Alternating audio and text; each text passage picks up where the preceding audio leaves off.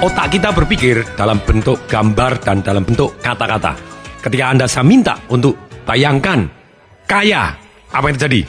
Anda membayangkan mungkin rumah yang mewah, mobil yang mahal, atau duit yang banyak, atau emas di mana-mana, perhiasan, atau Anda membayangkan orang yang Anda anggap kaya.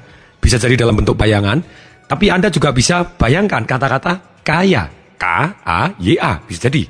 Itu yang Anda lihat gitu ya, dalam bentuk huruf atau dalam bentuk bayangan. Nah, kata-kata ini merupakan simbol. Dan efeknya sangat besar sekali dalam mempengaruhi emosi kita. Bahwa yang benar-benar kita inginkan itu adalah merubah perasaan.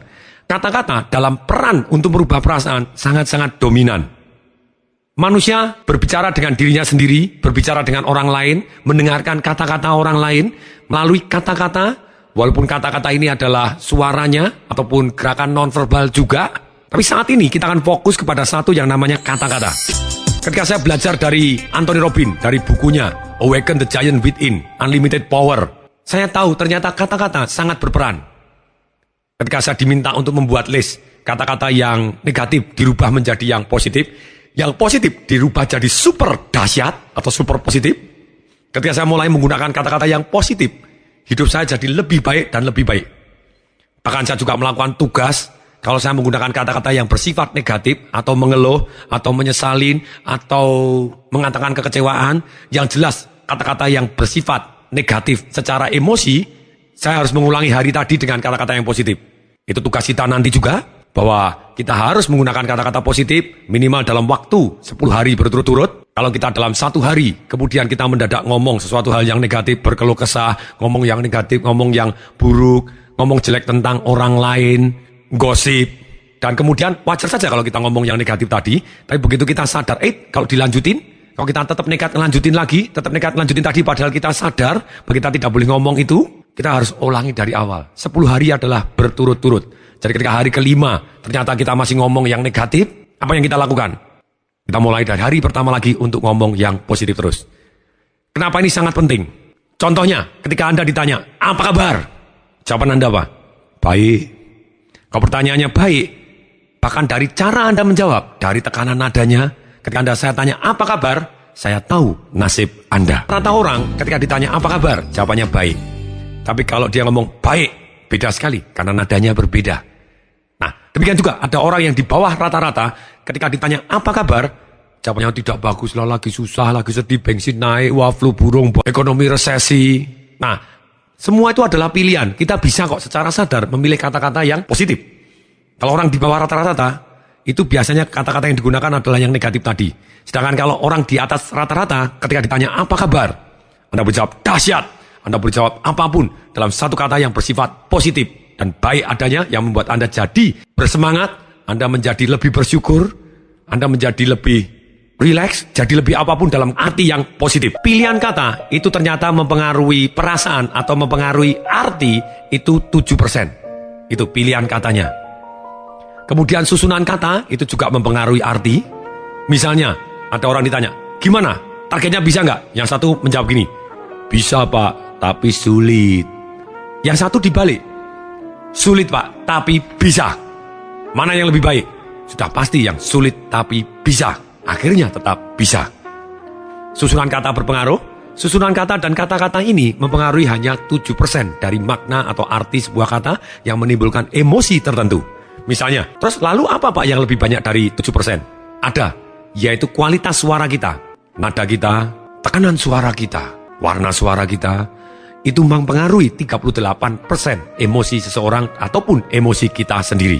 Misalnya ada orang manggil saya, Tong! Kemudian yang satu, Teng. Teng. Sudah pasti berbeda. Yang nadanya tong, sudah pasti dia marah. Artinya beda. Tapi kalau nadanya teng, teng, sudah pasti dia godain gitu ya. Manja-manja ataupun mau merangsang malahan misalnya begitu. Nah, tapi dalam hal ini sudah pasti kalau kita nadanya berubah, hasilnya bisa berbeda. Misalnya ada orang ngomong begini, dengarkan baik-baik, rasakan, perhatikan baik-baik. Orangnya ngomong gini, I love you, I love you. Kalau dia menyatakan I love you dengan nada seperti itu, kira-kira orang mau jatuh cinta nggak? Sudah pasti tidak gitu ya, malah dikasih tinju segala macam, karena nadanya salah. Bahkan boleh dicatat, diperhatikan, 95% pertempuran di keluarga kita karena salah nada. Misalnya ada orang ngomong, aku disayang sama kamu, tau nggak? Hah? Ini sayang. Siapa bilang ini marah? Ya itu marah, monyong. Sudah pasti kalau nadanya seperti itu ya nada marah. Dan Anda perhatikan, pertempuran keluarga kita seringkali nadanya yang membuat kita bertempur terlebih dahulu. Dan bahkan kalau kita gagal jualan, seringkali pada waktu close. Kalau Anda salah nada dalam closing, kemungkinan closing Anda bisa turun 50%, bahkan 70% gagalnya. Nah, sekarang, nada ini sangat-sangat penting. Anda harus perhatian terhadap nada dan kecepatan suara Anda, motivasi Anda.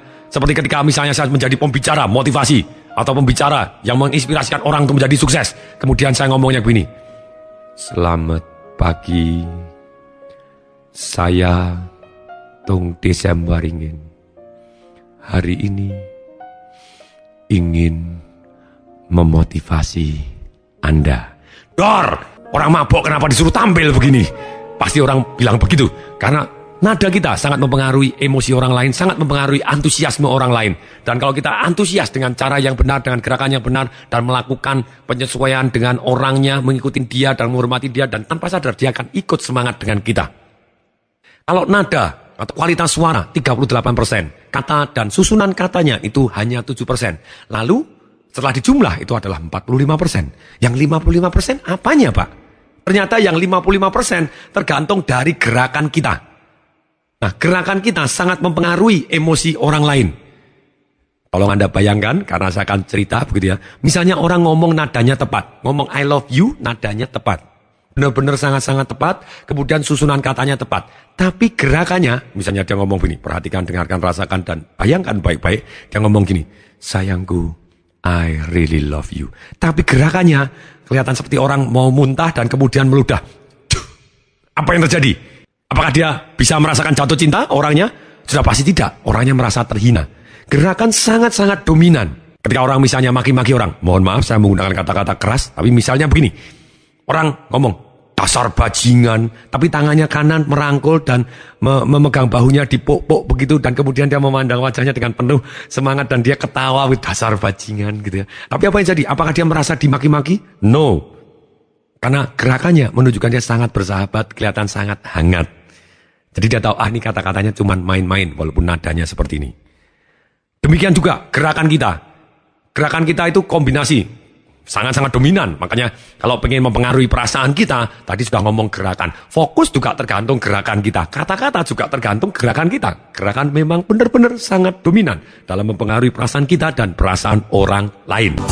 Suatu hari pada waktu itu ada Masaru Emoto. Masaru Emoto menyatakan, kata-kata Anda akan mempengaruhi kristal dari air. Akan mempengaruhi struktur molekul air sehingga kristalnya akan berbeda. Dia cerita, kalau air kemudian dikasih kata-kata yang negatif, dimarahin, ditulisin, kamu goblok, kamu goblok, kamu goblok, kamu bodoh. Kemudian di stiker tulisan kamu bodoh. Kemudian dimasukkan lemari es, dibekukan suhu sampai minus 40 derajat. Setelah 24 jam kemudian, besok dengan mikroskop, kemudian suhunya dicairkan, diturunkan jadi hangat. Ketika suhunya mulai minus 15 derajat, minus 10, minus 5, ternyata kristalnya dari air tadi rusak tidak karu-karuan. Tapi ketika air tadi diberikan getaran yang positif, kata-kata yang positif, dengan kata-kata, kamu baik, I love you, aku cinta kepadamu, aku sayang sama kamu, terima kasih. Karena diomongin terima kasih, I love you, segala macam, apa yang jadi? Ketika dibekukan 40 derajat, 24 jam kemudian dicairkan, pada waktu itu dikasih suhu lebih hangat, dan di mikroskop pada waktu dia mencair suhu 15, minus 15, minus 10, minus 5, ternyata keluar gambar kristalnya yang begitu indahnya. Nasi yang kemarin, bukan nasi yang baru masak. Kalau nasi yang baru masak, terlalu steril gitu ya. Nah, nasi yang sudah kemarin diambil, kemudian ditaruhkan ke dalam toples, ditutup. Toplesnya yang putih, yang satu dikasih sama, nasi yang sama, kasih dalam toples juga, ditutup. Kemudian yang satu ditulisin kata-kata negatif, kamu goblok. Kemudian yang satu, kasih terima kasih, I love you. Ditulisin dan ditempel. Kemudian setiap pagi, seluruh anggota keluarga kita, termasuk pada waktu itu anak, istri saya, dan serta pembantu saya, setiap pagi begitu lewat yang ada toples yang ditulisin kata-kata terima kasih dan I love you, aku sayang padamu, kita selalu ngomong, I love you, aku sayang sama kamu. I love you, aku sayang sama kamu. Baru kita tinggal pergi. Ngomong 2 kali, 3 kali, kita tinggal pergi. Sedangkan yang ditulisin kamu goblok, sebetulnya kalau mau lebih cepat lagi hasilnya, tambahin kata-kata yang negatifnya yang lebih parah. Kamu goblok, jelek, jahat lagi. Sekalian yang negatif semua, campur semua. Ternyata apa yang terjadi? Dalam waktu 3 minggu, yang diomongin, terima kasih, I love you, aku sayang pada kamu, kamu cantik deh, kadang ngomong yang positif seperti itu, dia menjadi kuning dan dia meragi. Jadi ragi itu tadi keluar semacam alkohol, ketika dibuka baunya bau alkohol. Tapi yang dikatakan, dasar kamu goblok, jahat, jelek lagi, goblok, jelek, jahat, dan terus, kita marahin, kita bentak seperti itu, ternyata apa yang terjadi? Dalam waktu 2 minggu, dia jadi hitam, busuk. Ketika dibuka, nasinya busuk. Nah, saran saya, silakan Anda coba sendiri. Jadi sekaligus kita menguji coba, karena Masaru Emoto sendiri menyarankan dan dia sudah mencoba. Dan ada yang menarik lagi, ada yang menarik. Kekuatan kata-kata ini juga ada juga kekuatan tanpa kata. Ada salah satu muridnya Masaru Emoto melakukan percobaan lagi. Yang satu dikasih kata-kata positif, yang satu dikasih kata-kata negatif. Yang satu tidak dikasih kata-kata apa, dicuekin. Ada yang lebih menarik. Ternyata yang dicuekin 1 minggu malah busuk. Wow. Jadi boleh dikata, kenapa anak kita seringkali nakal minta perhatian kita? Karena kalau dimarahin, dia lebih dapat energi daripada kalau dicuekin. Jadi lebih cepat busuk, begitu ya. Nah, jadi ketika melihat air yang didoain, kemudian kata-kata positif, keyakinan positif. Saya adalah salah satu orang yang sangat percaya, bukan hanya 100% tapi 200% terhadap satu yang namanya kekuatan doa yang positif, kemudian salah satu kata-kata yang positif, kemudian juga keyakinan-keyakinan positif akan membawa perubahan, getaran dan hidup kita jauh lebih baik. Tapi saya membuktikan secara ilmiah tidak bisa. Tapi dengan Masaru Emoto, walaupun masih menjadi kontroversi, dengan riset-risetnya dia, mendadak jadi lebih masuk akal. Ketika orang didoain ternyata bisa sembuh, kemudian disuruh minum air yang sudah didoain ternyata bisa sembuh. Betul, keyakinannya dia sendiri akan berpengaruh bahwa dia sedih sembuh, tapi lebih dari itu, ternyata air itu penghantar listrik, dan manusia, kalau tidak boleh ngomong 97% adalah dari air, karena kalau dibakar paling bobot kita tinggal 3%, oke lah 80% tubuh kita adalah dari air, atau 70% hidup kita dari tubuh kita adalah dari air. Ketika air tadi, airnya air busuk, atau istilahnya airnya yang getaran-getarannya negatif, karena molekul air tadi ternyata bisa, kristal air bisa mengenal dari kata-kata positif dan getaran kita. Ketika orangnya lagi loyo, lagi apa, dan kemudian dia mendapatkan kata-kata yang positif, dia menjadi lebih semangat dan lebih kuat dan lebih sehat. Bahkan orang bisa duduk, bisa bangun dengan doa-doa yang luar biasa. Sudah pasti ini kekuatan Tuhan juga, gitu ya. Ketika saya cerita begini, wah Pak Tung ini loh, nih terus mengandalkan manusia tanpa Tuhan. No, saya termasuk sama dengan Anthony Robbins, saya yang sangat-sangat percaya kepada Tuhan, begitu ya. Dan seperti yang dikatakan Anthony Robbins, bagi orang-orang yang percaya bahwa dunia yang begitu teratur ini datang dari ledakan duer, terus langsung jadi dunia yang teratur, tidak ada yang menciptakan. Itu persis seperti kamus, gitu ya. Kamus yang begitu tebelnya, itu hasil dari pabrik yang meledak, dor, langsung kamusnya jadi dan teratur, gitu ya. Jadi saya adalah orang yang sangat percaya, dan inilah yang namanya iman. Ternyata iman, getaran positif kita mempengaruhi diri kita, mempengaruhi orang lain, dan kita bisa menjadi lebih kuat, lebih sehat, dan lebih berhasil adanya. Persis seperti hukum alam itu yaitu namanya energi. Energi itu diukur dengan gelombang, energi tidak bisa dimusnahkan dan tidak bisa diciptakan.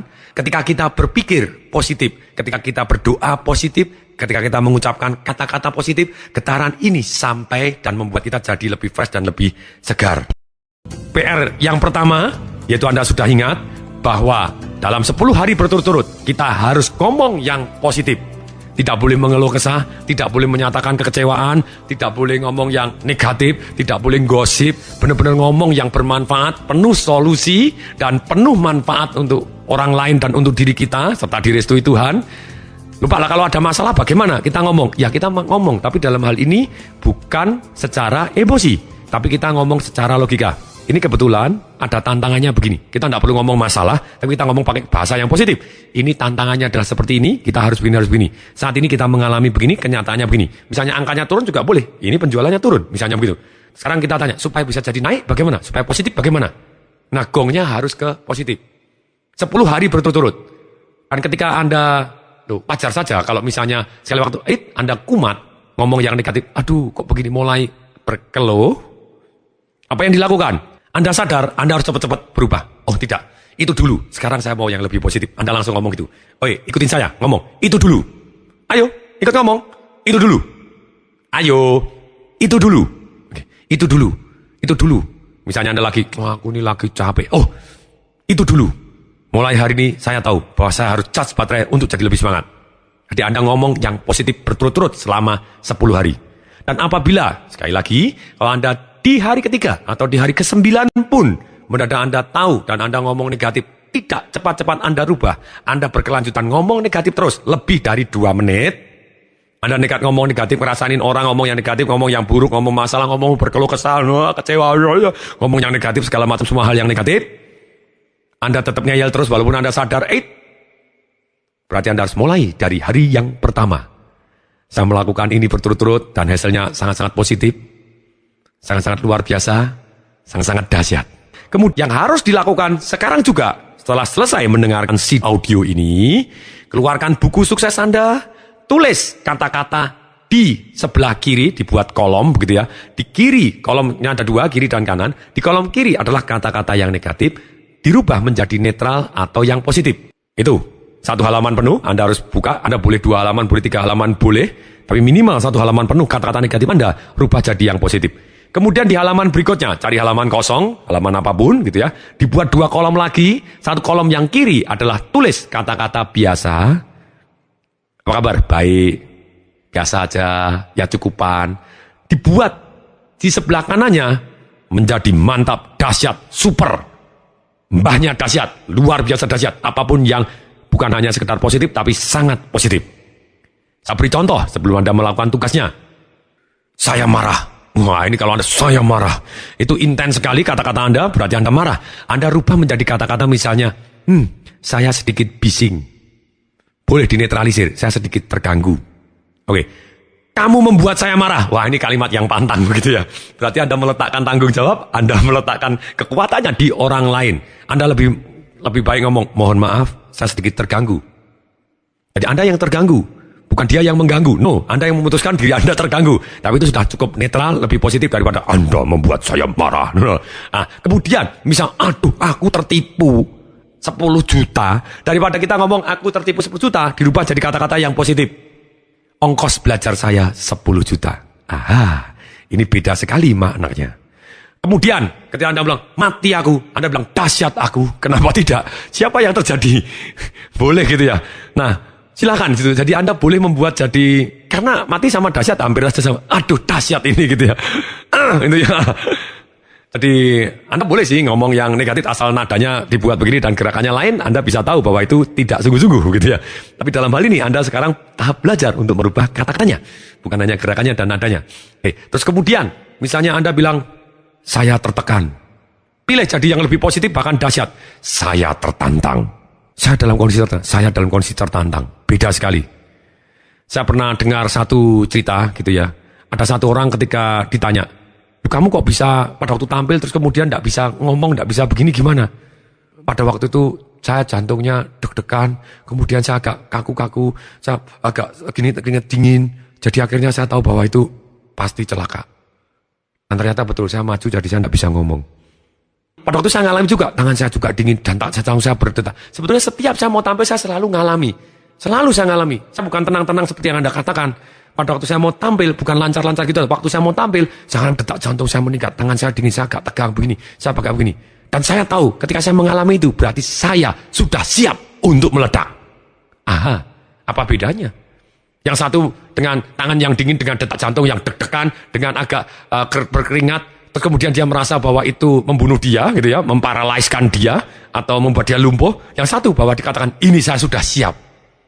Ini, kenapa tidak? Anda kasih kata yang berbeda, hasilnya, emosinya berbeda. Sangat-sangat berbeda, nadanya berbeda. Jadi kemudian, ini PR-nya. Ketika Anda bilang, wah saya dipecat, emosinya tidak negatif. Wow, hari ini saya merdeka. Beda? Dipecat dengan merdeka sebetulnya sama. Anda merdeka hari ini, tapi merdeka jauh lebih positif. Waduh, saya diputus hubungan. Hari ini saya sudah bebas memilih pasangan yang lebih cantik, yang lebih ganteng, yang lebih kaya, yang lebih apapun gitu ya. Dengan demikian, kata-kata ini menimbulkan kalimat yang emosinya sangat-sangat berbeda. Anda bilang males. Daripada Anda ngomong males, manusia pasti ada masanya dia butuh istirahat. Daripada saya ngomong saya malas, saya lebih ngomong kepada istri saya, sebentar ya, saya mau charge baterai terlebih dahulu. Nanti ketika saya siap meledak, saya akan meledak lagi. Jangan khawatir, sebentar ya, saya mau charge baterai. Beda, Sama-sama mungkin Anda tidak melakukan gerakan tertentu, tapi kalau Anda ngomong malas, apalagi Anda akui, saya adalah seorang pemalas, jadi identitas Anda, matilah kau. Misalnya Anda ngomong, saya terpojokkan, mana pintunya? Pintunya banyak, buka lagi dong pintunya. Daripada Anda ngomong terpojokkan, no, masih banyak kesempatan, masih banyak peluang, masih banyak alternatif. Anda ngomong seperti itu, jadi ketika Anda bantah, begitu Anda ngomong terpojokkan, no, saya ini tidak ada yang terpojokkan. Saya sendiri yang mau memojokkan diri sendiri. No, saya tidak terpojok, saya masih luas, tidak ada sudut kok, bagaimana bisa terpojok? Anda bisa menggunakan kata yang setengah humor seperti itu, yang membuat Anda jadi jauh lebih positif dan lebih baik adanya. Seperti saya pribadi, ketika saya melakukan tugas yang sama, kemudian pada waktu itu saya list, apa kabar? Saya biasanya jawab baik. Saya cari, kenapa tidak saya pilih kata-kata yang membuat saya jauh lebih semangat dan positif.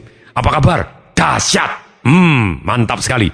Dan itu menjadi kebiasaan saya ketika saya ngomong, apa kabar? Dahsyat. Apa kabar? Dahsyat. Apa kabar? Dahsyat. Dan akhirnya pada waktu saya kerja di sebuah bank, bahkan saya diomong sebagai, Mr. Dahsyat. Dan akhirnya sungguh sangat menarik. Ketika saya mulai gunakan kata-kata itu di tahun 95, ketika saya mulai baca buku yang mengatakan bahwa kata positif sangat berpengaruh dan saya melakukan tugas yang sama, ketika waktu berlalu sampai hari ini, mendadak kata dahsyat begitu populernya, saya senang sekali bisa merubah bangsa dan negara ini menjadi lebih baik. Sedikit aja lebih baik, saya sudah happy gitu ya. Apalagi kalau banyak sekali yang menjadi lebih baik, baik secara emosi, perasaan, ataupun secara situasi dan kondisi, betapa sangat menyenangkan untuk saya.